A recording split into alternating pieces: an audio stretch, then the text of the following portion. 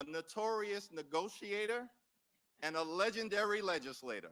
I give you Speaker Nancy D'Alessandro Pelosi.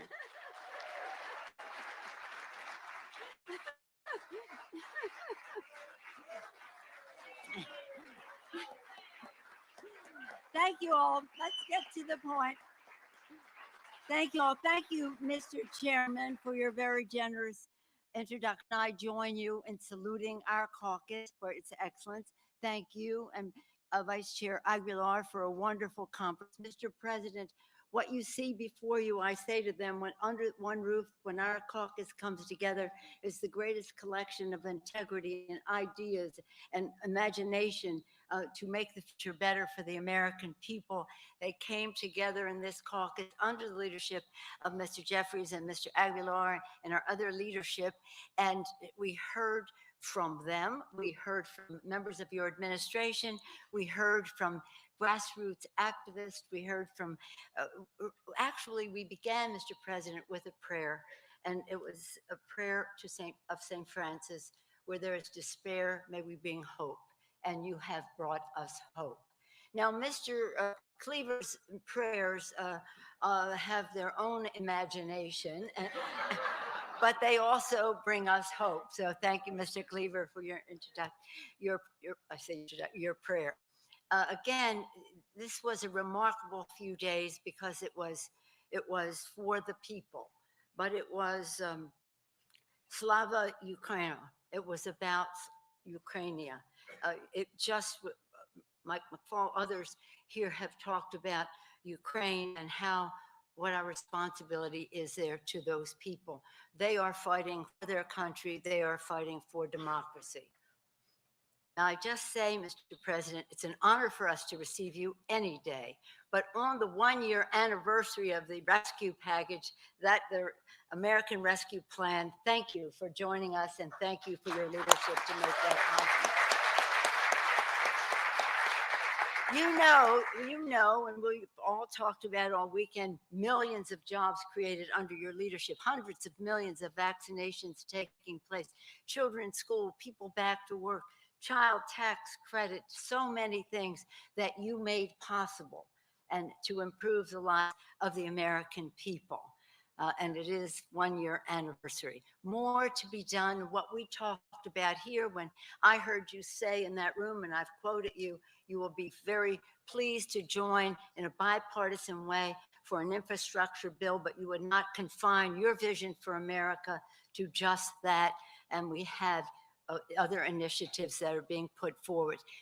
As you said in your State of the Union address so clearly, your message was about hope, it was about progress, and it was about empathy for the people, many of whom have not felt the full benefit of the upturn in our economy. But this election, as we talk about empathy, under your leadership, we talk about equality and equity and all that we are doing, whether it's building infrastructure or advancing our economy, to do so in a new, fresh way, to not only help people survive, but to help them succeed, and to do so in a transformative way where many more women, people of color participate in that. And you are making that happen with equality, equity, with empathy for the people, making progress. I'll just close by saying our democracy is on the ballot here.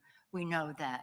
That not every, Mr. Hoyer has told us again and again that the Republicans are saying it's legitimate political discourse, what happened on January 6th. That's a threat to our democracy. Mr. Clyburn has said, I always quote Jamie Raskin quoting Thomas Paine, the times have found us. Yesterday we were at the Independence Hall and saw the reenactment of the peaceful transfer of power from George Washington to John Adams. Very emotional, especially in light of what happened last year. And Mr. Clyburn says, while we're saying the times have found us, he says these are the times that try men's souls, another Paine quote. So with all of that, we have to show the public the relationship between democracy and their kitchen table concerns. If the other side has its way in suppressing the vote, and nullifying elections.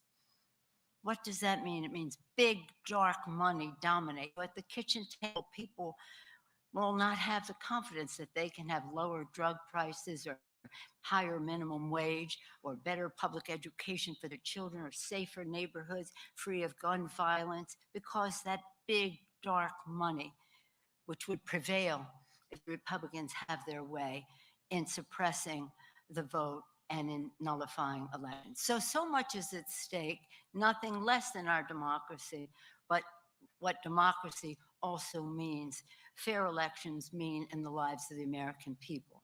You have been, your time, the time has found you. This is a president who has a great vision for our country. We see that every day.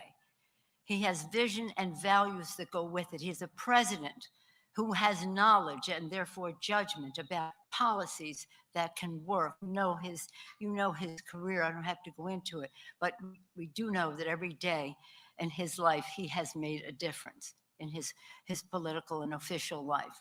A president who is strategic in his thinking, who knows the path to get something done, and a person with such authenticity, such sincerity about what he believes in. He knows that kitchen table. His family has sat at that kitchen table when he was a little boy, in Pennsylvania, and then moved to Delaware. So again, God has blessed us with the timing of this presidency, with this person who is just making such a tremendous difference in the lives of the American people. So what a joy for us to be able to welcome him as we discuss how we go forward and how we impress upon the American people that their concerns are our concerns. We sit with them at that kitchen table, and we are determined, again, to win the election, to make the difference. And our message will be the message of the President of the United States, our special guest today, President Joe Biden.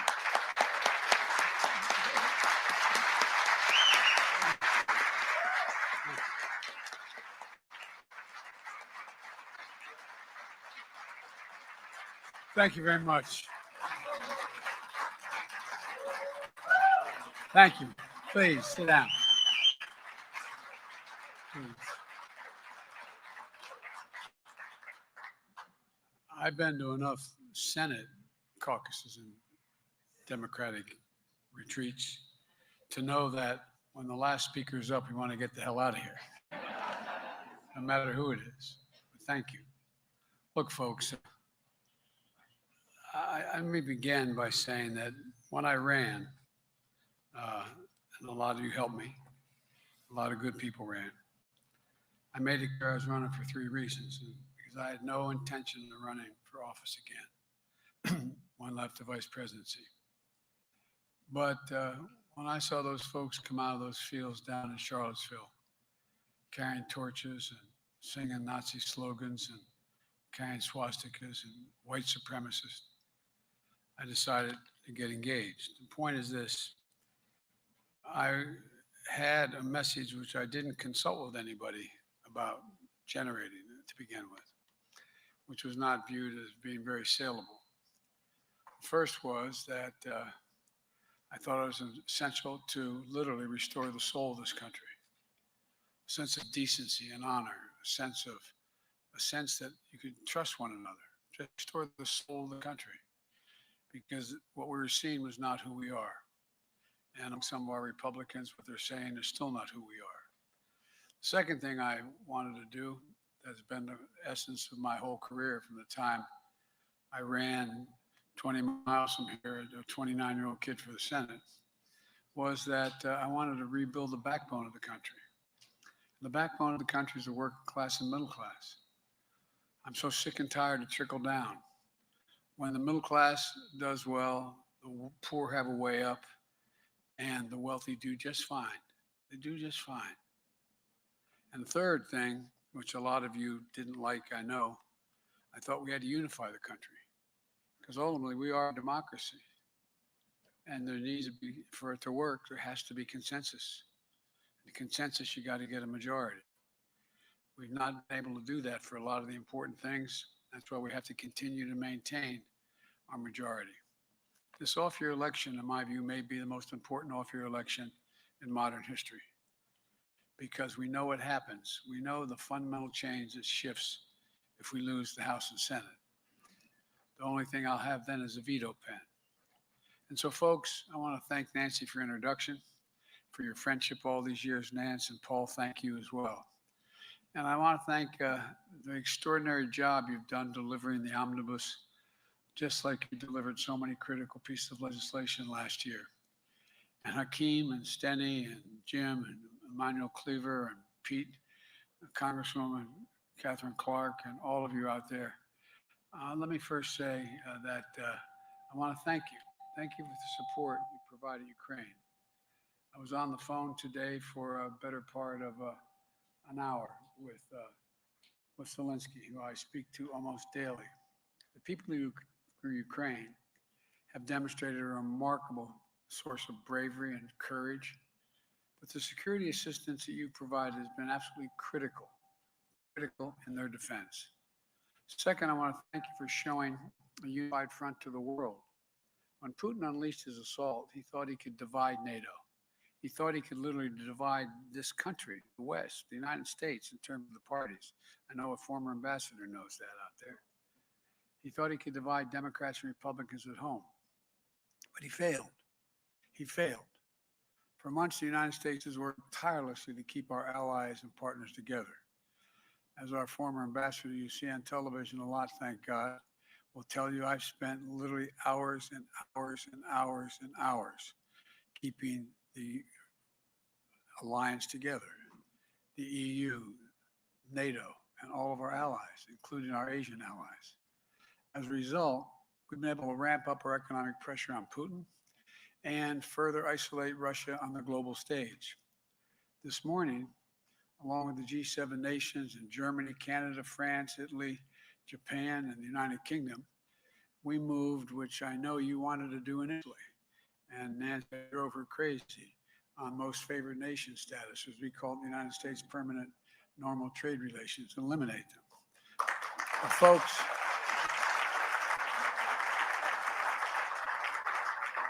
I know I've occasionally frustrated you, but more important than us moving when we want to is making sure all of NATO is together, They have different vulnerabilities than we do, just like in the oil embargo. A lot of them could not. The only way took, I think you know, weeks to work out. I said, we're going to block oil, Russian oil and energy. We consume 15% of it. They rely totally on it. Without Russian oil, they're going to find themselves in a position where they get choked off in a way that far exceeds anything we do. So it took a long time sitting with my counterparts and saying, look, we're going to block oil, but I'm not going to ask you to do it. I'm going to say to you, you do what you can. I'm going to explain why it's not rational for you to do the same thing. In the meantime, we're going to help you get energy through liquefied natural gas and a whole range of other things. The point is, revoking PNTR for Russia has made it harder for Russia to do business with the United States, but in doing it with unison with our allies that kept together make up half the global economy, half of it. It's a crushing blow to Russia. Along with our partners and allies, we've stepped up pressure on corrupt Russian billionaires. We're increasing coordination among the G7 countries and to target, capture the ill-begotten gains, the yachts. You see some of these yachts 450 feet long. No, I'm serious. Hundreds of millions of dollars in value. They're luxury apartments. The totality of our economic sanctions and export controls are crushing the Russian economy. The ruble has lost, and I know many of you know this in detail, lost more than half its value. You know what the value of a ruble is versus a dollar? You need 200 rubles to equal $1 today. 200. Moscow Stock Exchange is closed for a simple reason. I get asked, well, why is it closed? Because for the last 2 weeks, because the moment it opens, it will be disbanded. You hear me? It will blow up. credit rating agencies have downgraded Russia's government to junk status. Junk status. The list of private business and international corporations leaving Russia is growing day by day by day. I want to be clear, though. We're going to make sure Ukraine has weapons to defend themselves from invading Russian force. And we will send money and food aid to save Ukrainian lives. We're going to welcome Ukrainian refugees with open arms if, in fact, they come all the way here. And as we provide this support to Ukraine, we're going to continue to stand together with allies in Europe and send unmistakable message that we will defend every inch of NATO territory, every single inch, with a united, galvanized NATO. One movement. That's why I moved over 12,000 American forces along the borders with Russia, Latvia, Estonia, Lithuania, Romania, etc. Because they move once. Granted, if we respond, it is World War III, but we have a sacred obligation on NATO territory, a sacred obligation, Article 5. And we will not, although we will not fight the Third World War in Ukraine. Putin's war against Ukraine was never be a victory. Democrats are rising to meet the moment, rallying the world on the side of peace and security. We're showing the strength and we'll never falter. But look, the idea that we're going to send in offensive equipment and have planes and tanks and trains going in with American pilots and American crews, just understand, and don't kid yourself, no matter what you all say, that's called World War III, okay? Let's get it straight here, guys. That old expression, don't kid a kidder. Now, I'd like to speak to our broader purpose here today, to remind everybody where we were a year ago, where we've gotten since, the direction we're headed in. And all of you know that today is the anniversary, as Nancy said, since we passed the American Rescue Plan. Within the first month of an office, thank God you did it. And anybody thought, well, we're going to pass a bill that's $1.9 trillion? Going to do that? Well, yeah, you did it. I ask you, and you did it. Few pieces of legislation, no hyperbole, in American history have done more to lift this country out of a crisis than what you did. It took about 2 million Americans before I was sworn in. 2 million Americans had been vaccinated. Today, because of the efforts what you voted for, we have more than 250 million Americans fully vaccinated. You all remember the lines of cars? Remember nice-looking cars stretched for hours and hours to milk in just to get a box of food. Well, guess what? Stretching those miles and miles no longer is happening. That box of food is not only on the table, in the trunk. Because of that law, 41 million people put food on the table and are putting it on the table who wouldn't have been able to. Because of that law, we helped to keep a roof over 4 million people's heads who were about to be evicted. And we gave families what my dad used to call just a little bit of breathing room. Just a little bit of breathing room. Because we took action, we created 6.7 million jobs last year, more than any other time in American history. And we hadn't stopped. Last month, we created over 678,000 jobs in February. You got us well over 7 million jobs. Unemployment is down 3.8%. The economy grew 5.7%, the best economic growth in the last 4 decades. And the leading financial firm on Wall Street, Moody's, estimates that because of the rescue plan, 4 million more jobs are created.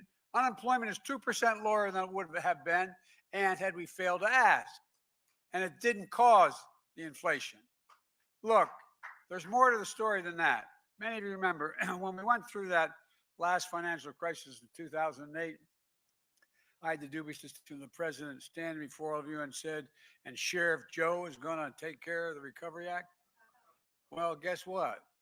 The economy recovered, but underneath the recovery, just like every other recovery in our history, there was a lot of pain, Republicans in Congress refused to give President Obama the additional recovery funds he asked for. And the truth is, a lot of folks never got back on their feet. A whole lot of young people saw their futures dimmed, diminished. They didn't get back on track. And what's economists called the economic scarring that occurred as a consequence of that recession. The chronic pain when an economy comes back, but some of the folks are left behind and left behind almost permanently, trapped in long-term unemployment, evictions and foreclosures. Study after study showed that when you're stuck in that cycle, it has the worst impact on your emotional health and that of your children and your family members that you can imagine. And that's serious. So when I came to office in the midst of this crisis, I was determined not to let that happen. Together, we made the choice to ask for all that we needed, to leave nobody behind, to minimize the pain and the hopelessness and despair that so many had just lost their jobs, lost everything through no fault of their own. And look what happened. It isn't just that unemployment rate has dropped at a record pace. We've also seen the biggest drop in long-term unemployment ever recorded in American history. Nearly 2.5 million Americans have got to break out of that cycle of long-term unemployment. We've seen the most significant drop in Black and Hispanic unemployment ever recorded. Black employment fell by more than 30%. Hispanic unemployment fell by 9% to 4.4%. We've seen the lowest child poverty rate ever recorded, 40% decline in child poverty. The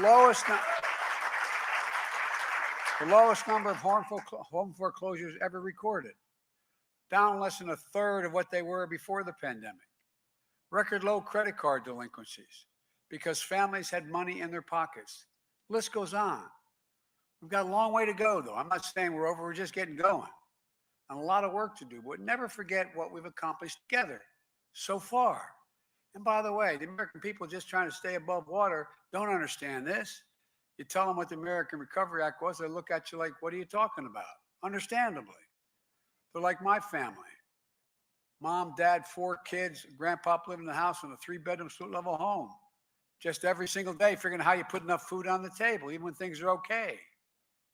Well, and on this one anniversary of the American Rescue Plan, let's be clear. We did it alone, without one single solitary Republican vote. America comes flat on its back. It was the Democrats, it was you that brought us back. And you didn't stop there. You invested in America. In fact, you passed the biggest investment of rebuilding the nation in history. Now, it's true we got some Republicans, friends, to help on the Infrastructure Act. But we're talking how many in the House? 12, 13, 14 or something, whatever it was? 13. I mean, come on. I was happy for them. Don't get me wrong. And then every one of them got attacked. Look, have you noticed that every new bridge, every trench dug put in to take out lead pipes, every trench dug, there's Republicans in there saying, this is a great thing. Wonderful. We did it. Even Mitch McConnell, for God's sake. You know, as we say in my outfit, bless me, Father, for I have sinned. This has been so much since the last confession. Look, the simple fact is, this infrastructure bill is going to transform America. I mean, not figuratively, literally transform America. That's already started. Instead of having infrastructure week, we have an infrastructure decade we voted for, okay? We got 4,000 projects all across the country, including 1,500 bridges in disrepair that are starting to be repaired this year. People back home need to know what's happening. By the way, where's my Pittsburgh group? Where are you? They're in Pittsburgh. Anyway, I just reached out to Pittsburgh. That bridge, you saw that bridge, it was devastating. I stood there about that bridge. It had gone down an hour before I got there. Over 100-foot fall. Only a couple folks on that bridge. And if it had been 2 hours later, school buses would have been filled. children would have died. I mean, it was, you saw the pictures in the paper. You ought to stand there and lean over and look at it. Look, we need to tell the American people, this law is going to create millions of jobs rebuilding roads and bridges, and airports and ports, internet.